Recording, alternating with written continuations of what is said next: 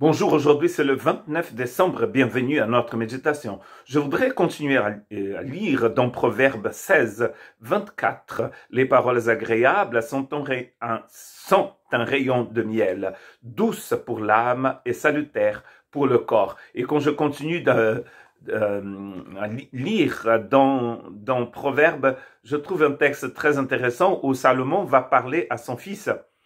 Et on pourrait même dire que c'est Dieu qui parle à son enfant. C'est Proverbe 23 et je voudrais lire le verset 14 et le verset 16. Mon fils, si ton cœur est sage, mon cœur à moi sera dans la joie. Mes entrailles seront émues d'allégresse quand tes lèvres diront ce qu'est droit. Donc Dieu nous dit, comme Salomon disait à son fils, je suis dans la joie quand je vois que tu parles bien.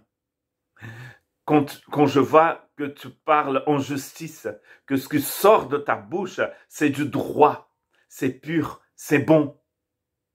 Et Jacques va donc dédier au moins la moitié de sa lettre au problème de la langue.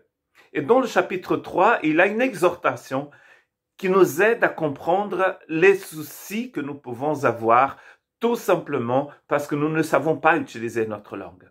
Nous branchons tous de plusieurs manières. Si quelqu'un ne branche point en parole, c'est un homme parfait, capable de tenir tout son corps en bride. Si nous mettons le mort dans la bouche des chevaux, pour qu'ils nous obéissent, nous dirigeons ainsi leur corps tout entier.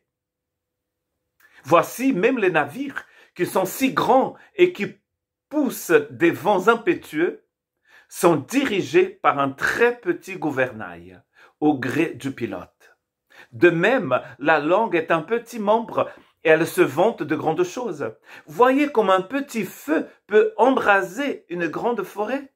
Nous voyons cela ici dans le sud, surtout dans le sud-est de la France et dans des régions d'Espagne et du Portugal et dans l'hémisphère sud, dans les pays comme au Brésil, où un tout petit, rien du tout, comme il dit ici, un petit feu peut embraser une forêt entière.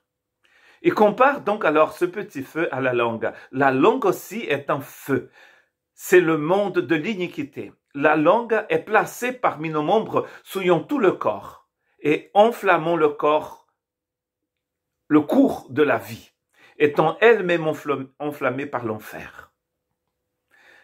Un petit membre, il dit, mais qui peut faire beaucoup de dégâts, qui peut détruire une forêt, qui peut détruire une famille, qui peut détruire des gens, qui peut détruire la personne même, comme il dit ici.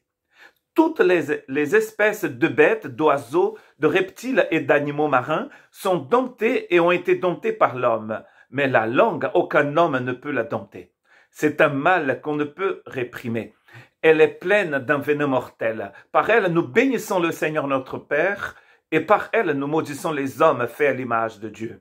De la même bouche sortent des bénédictions et la malédiction. Il ne faut pas, mes frères et sœurs, qu'il soit ainsi, dit Jacques.